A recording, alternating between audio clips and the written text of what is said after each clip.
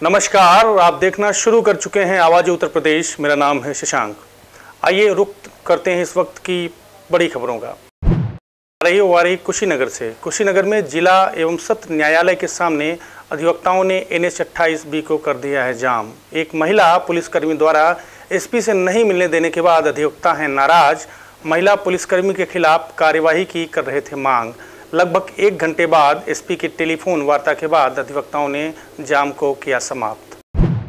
रुक करते हैं अगली खबर का। सोनिया गांधी के संसदीय क्षेत्र रायबरेली में SDM ऊंचाहार की पत्नी को मार्केटिंग कराने आए होमगार्ड व युवक में हाई वोल्टेज ड्रामा हो गया।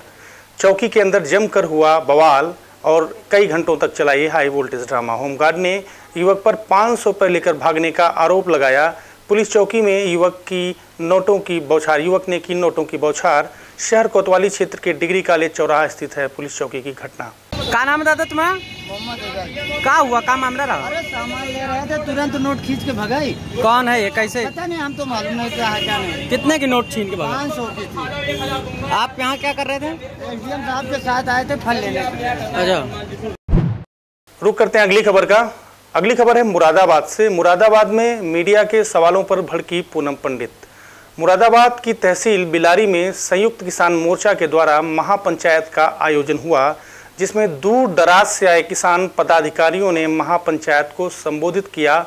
और इसी महापंचायत में यूट्यूब की फेमस पूनम पंडित भी शामिल हुई थी। आपको बता दें कि अब वही पूनम पंडित हैं जिन्हें किसानों ने अपने संगठन से निकाल दिया था। 12 फरवरी को बिलारी में जो महापंचायत आयोजित हुई थी, जिसमें नरेश टिकैत पहुंचे थे, तो नरेश टिकैत ने कहा था कि हम नहीं जानते कि पूनम पंडित कौन हैं। और आज वही पूनम पंडित किसानों की महापंचायत में पहुंची, तो वहीं पत्रकारों ने जब पूनम पंडित से बात की तो पत्रकारों के सवाल से बचती हुई नजर आई पूनम पंडित। जब हमारे संवाददाता ने उससे पूछ लिया कि आपको संगठन से क्यों निकाल दिया गया, तो खिसियाते हुए वो बोली कि यूनियन में ही नहीं, सब किसानों के साथ आंदोलन में मैं सदैव साथ रहूंगी। मुरादाबाद जनपद में भारतीय किसान यूनियन के असली के आह्वान पे बिलारी में किसान पंचायत बुलाई गई, जिसमें नेशनल शॉर्टर मीडिया के सवालों पर भड़क गई थी पूनम पंडित। जब उनसे पूछा गया कि भारतीय किसान यूनियन भानु से आपको क्यों अलग कर दिया गया, इस पर बाइट देते हुए भड़क गई पूनम पंडित। बहुत अच्छी बात है, मान लग रहा है किसान तो अपनी बात रखने लग रहे हैं, किसानों की बात हम रख रहे हैं, तो ये जन आंदोलन है। और हर जगह इस बात को पता चलना चाहिए ना कि भाई हम किस लिए आ रहे हैं, क्या नुकसान है, क्या फायदे हैं। और मैं बड़ा धन्यवाद करूंगी बिलारी के जितने भी लोग हैं, जितने भी किसान को समर्थन कर रहे हैं, आंदोलन को कर रहे हैं, बार बार मैं तहे दिल से सभी का धन्यवाद करूंगी। अगली खबर भी रायबरेली से है। उत्तर प्रदेश की योगी सरकार लगातार अपराध व अपराधियों पर अंकुश लगाने के लिए प्रतिबद्ध है। इसको लेकर लगातार गुंडे माफियाओं की अपराध की दुनिया में कदम रखकर बनाई गई बेनामी संपत्तियों की कुर्की की जा रही है। उसी के तहत रायबरेली जिले के शहर कोतवाली क्षेत्र के गोरेबाज में भी एक अपराधी सरगना की आज करोड़ों की संपत्ति पुलिस प्रशासन द्वारा ढोल नगाड़ों के साथ कुर्क की गई।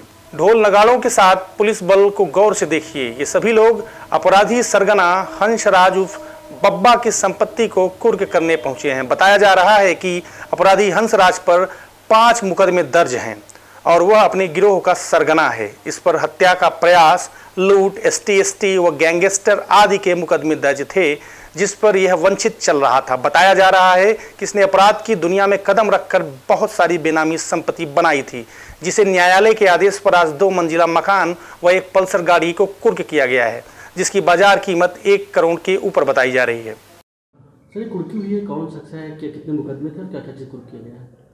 ये थाना कोतवाली में एक शातिर बदमाश जिसका कि नाम हंसराज उर्फ बउआ है, जिस पे करीब 5 मुकदमे दर्ज हैं, जिनमें गैंगस्टर एक्ट का भी मुकदमा दर्ज है। उसकी संपत्ति की आज कुर्की की गई है। उसकी संपत्ति की अनुमानित लागत लगभग 1 करोड़ रुपए है, जिसमें कि एक 2 मंजिला मकान और उसका एक निजी वाहन सम्मिलित है। अगली खबर भी रायबरेली से है। रायबरेली जिले में चोरी छिनैती जैसी घटनाओं की बाढ़ सी आ गई है। मोबाइल छीनकर भाग रहा बाइक सवार युवक कर रहा था बाइक में स्टंट, जिसका लाइव वीडियो हुआ कैमरे में कैद। पुलिस को दे रहा है यह अपराधी खुली चुनौती। अपराधियों के आगे नतमस्तक हुई पुलिस। सलोन कोतवाली क्षेत्र के में हफ्ते भर के अंदर दर्जन भर से अधिक मोबाइल छीनने का मामला प्रकाश में आया है। पुलिस अभी भी मूक दर्शक बनी हुई है। क्या नाम है? रेखा। कहाँ की रहने वाली? झपट्टीपुरा से। अच्छा, क्या हुआ आपके साथ? मोबाइल छुड़ा के भाग गया। छोटा बच्चा लिए थे और मतलब ऐसे छुड़ा के भाग गया। 3 लोग थे। किस जगह की घटना है? ये हमारे गांव घर के बगले, तो जैसे मेरा घर है उतनी दूर है सर। रुक करते हैं अगली खबर का। झांसी, अर्धनग्न होकर युवा कांग्रेसी कार्यकर्ताओं ने महंगाई के विरोध में किया प्रदर्शन। जी हां, झांसी के इलाहट चौराहे पर युवा कांग्रेस के कार्यकर्ताओं ने अर्धनग्न होकर झंडों बैनरों के साथ महंगाई के विरोध में जमकर प्रदर्शन किया और गगनभेदी नारे लगाए, जो कि सरकार विरोधी नारे थे। आज की बढ़ती महंगाई को लेकर कांग्रेस के युवा नेता गौरव जैन के नेतृत्व में काफी संख्या में कांग्रेसियों ने खड़े होकर इलाहट चौराहे पर अर्धनग्न होकर महंगाई का विरोध किया। गौरव जैन ने कहा कि पेट्रोल, डीजल, रसोई गैस के दाम लगातार बढ़ते जा रहे हैं, जिसके कारण आम जनता का जीना दुश्वार हो गया है। इस देश का हर नागरिक महंगाई की मार झेल रहा है। वहीं केंद्र सरकार तत्काल प्रभाव से बढ़ते हुए दामों पर प्रतिबंध क्यों नहीं लगा रही है? कांग्रेसी पूरे देश में बड़ा आंदोलन करने की फिराक में है, जिसकी जिम्मेदारी युवक कांग्रेस कमेटी पर होगी। भैया क्या नाम है? गौरव जैन। गौरव जैन जी, आज किस बात का प्रदर्शन है? जो निरंतर तेल के दाम बढ़ाए जा रहे हैं केंद्र सरकार के द्वारा, जहाँ क्रूड ऑयल की दाम जो कीमत है वो न्यूनतम स्तर पर है, वहीं पर आज जो तेल है उसके शतक लगा दिया। 50% जो सेस है वो सेंट्रल सरकार का है। हमारी मांग है, जब इस समय पे जब किसान तड़प रहा है, 200 से ज़्यादा किसान जान दे चुके हैं, उनके पास कोई अधिकार नहीं है, उनके खिलाफ कानून बनाए जा रहे हैं, तो महंगाई की मार तेल के माध्यम से जो बढ़ रही है उसको कम कराया जाए। उसी के खिलाफ ये प्रदर्शन है। जो सरकार गूंगी बहरी हो चुकी है उसको हम याद दिलाएंगे और उसको सामने लाएंगे, यही हमारा मकसद है।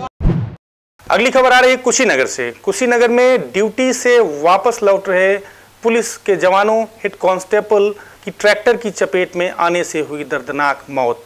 हेड कांस्टेबल जिला मुख्यालय से ड्यूटी कर वापस लौट रहे थे। बासी पुलिस चौकी के अंतर्गत रास्ते में हुई दर्दनाक हादसा। हेड कांस्टेबल की मौत की सूचना मिलते ही परिजनों में मचा कोहराम। घटना की सूचना मिलते ही कोतवाल पुलिस की टीम के साथ मौके पर पहुंचे, सबको पोस्टमार्टम के लिए भिजवाया। घटनास्थल पर क्षतिग्रस्त बाइक व दुर्घटना करने वाले ट्रैक्टर को हिरासत में ले लिया गया है व अग्रिम कार्रवाई में पुलिस जुट गई है।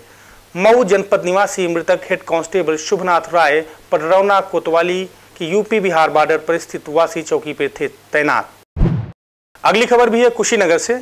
आज कुशीनगर के पडरौना स्थित जिला एवं सत्र न्यायालय में अधिवक्ताओं ने बुधवार को जिला एवं सत्र न्यायालय के सामने राष्ट्रीय राजमार्ग 28B को जाम कर दिया। अधिवक्ताओं द्वारा राष्ट्रीय राजमार्ग जाम करने की सूचना मिलने के बाद पुलिस प्रशासन में खलबली मच गई, जबकि मौके पर पहुंची कोतवाली पडरौना प्रभारी अनुज कुमार सिंह मौके पर पहुंचकर अधिवक्ताओं को लाख मनाने का प्रयास किया, लेकिन अधिवक्ता थे कि मान ही नहीं रहे थे। लगभग घंटों सड़क को जाम रखा। मामला जिले के थाना कसिया क्षेत्र के हुए लूट से जुड़ा हुआ है, जहां आए दिन दहाड़े लूट घसोट की घटनाएं होती रहती हैं। आपको बता दें कि इसी दिन 2 दिन पहले की घटना है, जहां एक अधिवक्ता से लुटेरों ने जमकर लूटपाट की घटना को अंजाम दिया था, जिसका अभी तक कोई सुनवाई नहीं हुई है। मेरी जानकारी के अनुसार जिले के कसिया दीवानी न्यायालय के अधिवक्ता संजय सिंह के कसिया स्थित मकान में मंगलवार को सुबह दिन दहाड़े लगभग 25 लाख की लूट हो गई। उस वक्त अधिवक्ता और उनका परिवार कहीं बाहर गया हुआ था। लौटने के बाद अधिवक्ता इसकी जानकारी हुई तो उन्होंने पुलिस को इस मामले में बताया। अधिवक्ता के घर दिन दहाड़े लूट की वारदात के संबंध में जिला एवं सत्र न्यायालय पडरौना व कसिया दीवानी न्यायालय के अधिवक्तागण बुधवार की सुबह पुलिस अधीक्षक कुशीनगर विनोद कुमार सिंह से मिलने पहुंच गए। बार एसोसिएशन के पदाधिकारियों के अनुसार एसपी ऑफिस पहुंचने के बाद वहां सादा वर्दी में मौजूद एक महिला अधिवक्ता ने एसएसपी से मिलने से रोक दिया और जब इस बात का पता चला तो अधिवक्ता नाराज हो गए। अधिवक्ताओं के अनुसार इस महिला ने कहा, साहब आप लोगों से नहीं मिल सकते। इस बात से नाराज होकर अधिवक्ताओं ने वापस आकर जिला एवं सत्र न्यायालय के सामने राष्ट्रीय राजमार्ग 28 को जाम कर दिया। अपनी मांग के समर्थन में कानूनी तरीके से, शांतिपूर्ण तरीके से आंदोलन किया, लेकिन सम्माननीय एसपी साहब यहाँ पर उपस्थित नहीं हुए और हम लोग कहते ही रह गए कोतवाल साहब वार्ता करते ही रह गए, लेकिन पुनः आश्वासन जब आया है, एसपी साहब से मैंने बात किया है तो एसपी साहब ने सम्मान के साथ बुलाया है और हम लोग जा रहे हैं। ठीक, थैंक यू। ये अधिवक्ता कभी सड़क पे नहीं उतरता, लेकिन आज जो गरीब जनमानस को और जनता के लोगों को जो सामना करना पड़ा है 10-20 मिनट के लिए इस NH पर कचहरी के सामने, उसके सिर्फ और सिर्फ जिम्मेदार कुशीनगर पुलिस प्रशासन है। हम लोगों ने मानवता का, उदारता का परिचय देते हुए जितने एम्बुलेंस आई, जितने बीमार लोग आए, जितनी महिलाएं आई, सबके गाड़ियों को हमने पास ओवर करने दिया है। सिर्फ बड़ी बड़ी गाड़ियां जो थी, जो नहीं जा सकती थी, वो रुकी हुई थी। अगली खबर है रायबरेली से।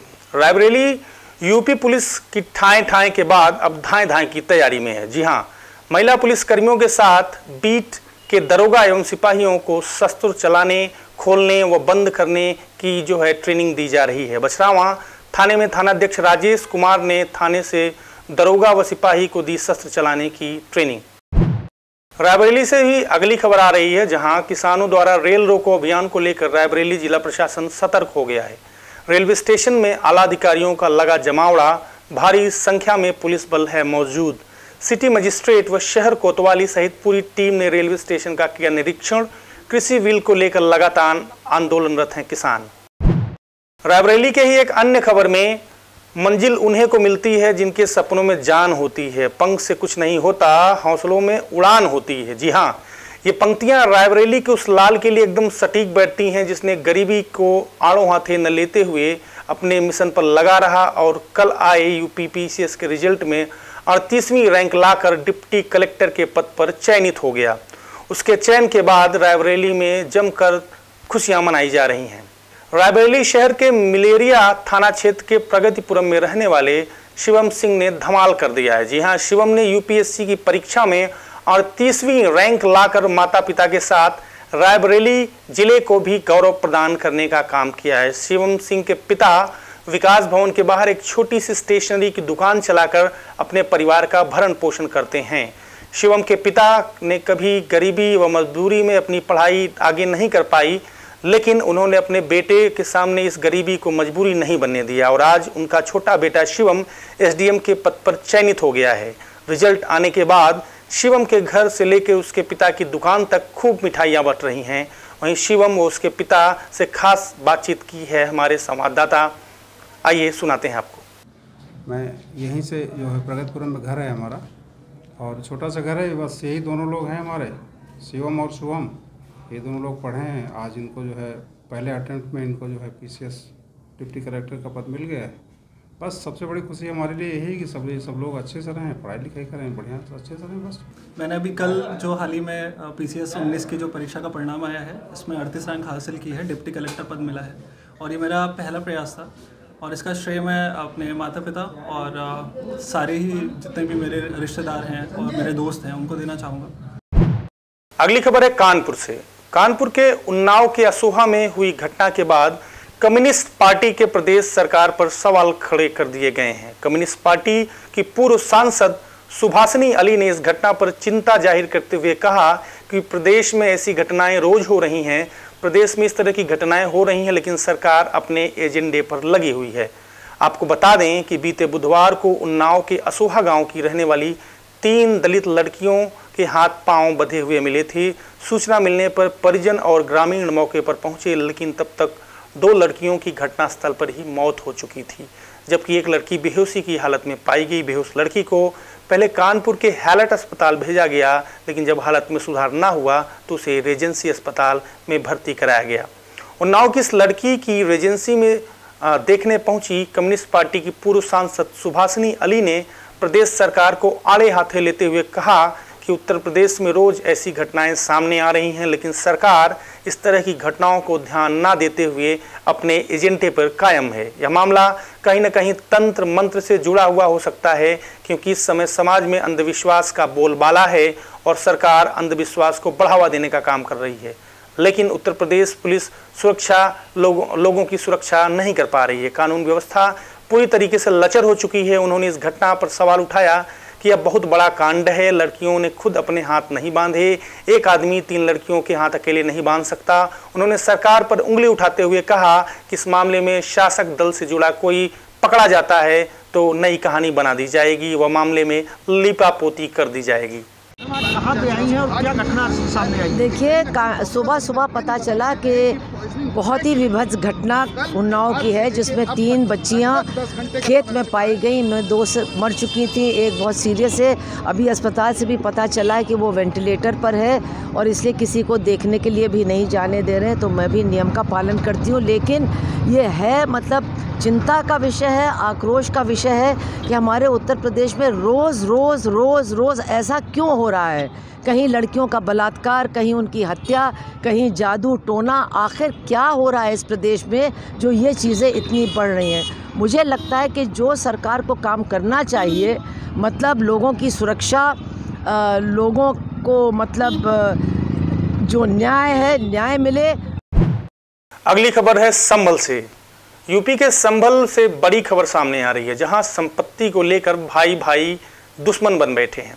जी हां, हम आपको बता दें कि दिव्यांग युवक की हत्या कर दी गई है। संपत्ति को लेकर पुलिस इस पूरे मामले से पर्दा उठाते हुए मृतक के भाई और भाभी सहित 2 आरोपियों को गिरफ्तार किया है। वही 2 आरोपी अभी भी फरार चल रहे हैं। आपको बता दें कि बीते माह गुन्नौर कोतवाली क्षेत्र के इसपुर डांडा जंगल में एक नरकंकाल मिला था, जिसकी शिनाख्त पुष्पेंद्र के नाम से हुई थी। इस मामले में पुलिस ने मृतक की भाभी सोमवती की ओर से गांव के ही 5 लोगों के खिलाफ हत्या करने की मुकदमा दर्ज की और तफ्तीश करनी शुरू कर दी। तफ्तीश के दौरान पुलिस को चौंकाने वाला सच सामने आया, जहां मृतक की हत्या किसी और ने नहीं बल्कि उसके सगे भाई और भाभी ने ही मिलकर की थी। गाँव के 3 अन्य लोगों को सुपारी दी गई थी युवक की हत्या करने के लिए। पुलिस अधीक्षक चक्रेश मिश्रा ने बताया कि मृतक पुष्पेंद्र की जमीन कब्जाने के लिए मृतक की भाभी सोमवती एवं उसके बड़े भाई अरविंद ने यह पूरा चक्रव्यूह रचते हुए गांव के ही 3 लोगों को 1 बीघा जमीन का लालच देके उन्हें पुष्पेंद्र की हत्या करने की सुपारी दी थी। क्या मामला था? थाना गुन्नौर के अंतर्गत 17 जनवरी को एक नरकंकाल ईख के खेत में मिला था। इसमें परिवारीजनों के शिनाख्त के आधार पर उसमें मुकदमा कायम किया गया था। आज उसका सफल अनावरण करते हुए गुन्नौर पुलिस द्वारा 2 अभियुक्तों को गिरफ्तार किया गया है, जिसमें से एक श्रीमती सोमवती, ये मृतक पुष्पेंद्र की भाभी हैं, तथा एक अन्य युवक नीरज जो इसी गांव का रहने वाला है। इसमें जो पूरा मामला है वो इस तरह से प्रकाश में आया कि जो मृतक और उसके बड़े भाई के बीच में जमीन को लेकर आपसी विवाद था। तो इसमें इसके बड़े भाई अरविंद और उसकी पत्नी सोमवती ने मिलकर इसको मारने के लिए गांव के 3 अपराधी युवकों को इसकी सुपारी दी और इसी के आधार पर इन तीनों ने इसको ईख के खेत में ले जाकर रस्सी से गला दबाकर इसको मार डाला। रुक करते हैं अगली खबर का। अगली खबर आ रही है लखीमपुर खीरी से। प्रियंका गांधी द्वारा लखीमपुर खीरी एक किसान आलोक मिश्रा को लेकर किए गए ट्वीट पर आलोक मिश्रा ने प्रियंका गांधी को सही से खबर पढ़ने के बाद ट्वीट करने की सलाह दी। सुबह प्रियंका गांधी ने अपने ट्विटर हैंडल से किया था एक ट्वीट, जिसके बाद आलोक मिश्रा ने उस पर रीट्वीट करते हुए कहा कि कृपया खबरों से अपडेट रहें एवं सही खबरें ही ट्वीट करें, गलत खबरें ट्वीट करके भ्रम ना फैलाएं। प्रियंका जी ने जो ट्वीट किया है, एक्चुअली मेरा मामला था पिछले साल का बकाया था, तो पिछले साल का बकाया फिर मुझे मिल गया था। वो शायद प्रियंका जी ने पूरी न्यूज़ पढ़ी नहीं अच्छे से। उसमें यह था कि पिछले साल मेरा जो बकाया था वो हो गया था। अब इस साल का थोड़ा लेट होता ही है और पिछले साल थोड़ा मैं समस्या में रहे हम, तो इस वजह से थोड़ा सा नाराज़गी भी थी, क्योंकि कुछ बीमारियों की वजह से जो पेमेंट थोड़ा लेट तो होता ही है और इस वजह से थोड़ा दिक्कत थी। प्रियंका जी ने न्यूज़ ठीक से पढ़ी नहीं है, उनको अच्छे से पढ़ना चाहिए था इस बात को। अगली खबर भी लखीमपुर खीरी से है। लखीमपुर खीरी शारदा नदी में इंसास राइफल के साथ गिरे सिपाही उमाशंकर का पता 36 घंटे बाद भी नहीं लग सका है। जी हां, दरअसल सदर कोतवाली शारदा नहर इलाके में तेज रफ्तार से पिकअप ने गश्त के दौरान ड्यूटी पर बाइक सवार 2 पुलिसकर्मियों में जोरदार टक्कर मार दी थी, जिससे सिपाही कौशल बुरी तरह से घायल हो गया था और पुलिस बाइक पर ही सवार उमाशंकर नाम का सिपाही पिछले 36 घंटों से लापता है। जी, तलाश में फ्लड पीएसी लगाई गई है। इसके अलावा ड्रोन कैमरे से भी उस पर नज़र रखी जा रही है, उसे ढूंढने की कोशिश की जा रही है। वहीं इंसास राइफल ढूंढने के लिए नहर में चुंबक फेंक कर भी खोजबीन की जा रही है। साथ ही उमाशंकर इंसास राइफल बंदूक भी गायब है। आशंका है कि नदी में सिपाही बंदूक के साथ गिर गया था। अब पुलिस सिपाही और बंदूक की तलाश के साथ हादसा करने वाली पिकअप को भी ढूंढ रही है। वहीं आपको बता दें कि कि जनपद सीतापुर से आई फ्लड पीएसी और ड्रोन कैमरे किसी तरह की कोई कामयाबी हाथ नहीं लगी है। पुलिस का 36 घंटे बीत जाने के बाद भी रेस्क्यू ऑपरेशन अभी तक जारी है, लेकिन न तो सिपाही न ही उसकी राइफल का कोई पता चल सका है। कल शाम को हमारे एक गश्त पार्टी थी, इसमें एक हेड कांस्टेबल और कांस्टेबल गश्त के दौरान एक अज्ञात वाहन ने इनको टक्कर मार दी थी। उसी टक्कर में हमारे जो आरक्षी थे ये नहर में गिर गए हैं, शारदा नहर में, और हमारे जो हेड कांस्टेबल थे मुख्य आरक्षी ये गंभीर हालत में हॉस्पिटल में एडमिट किए गए थे। अब उनकी हालात स्थिर है, लेकिन आरक्षी उमाशंकर जो हमारे नहर में गिर गए थे उनकी तलाश की जा रही है। तलाश के लिए फ्लड कंपनी का भी सहारा लिया गया है, प्राइवेट गोताखोर की भी मदद ली जा रही है। लगातार निरंतर कई टीमें बना के उनकी तलाश की जा रही है, लेकिन अभी तक हम लोगों को सफलता नहीं मिली है। अब तक की बड़ी खबरों में इतना ही। अन्य खबरों के साथ बने रहने के लिए देखते रहिए आवाज़ उत्तर प्रदेश। तब तक के लिए नमस्कार, आपका दिन शुभ हो।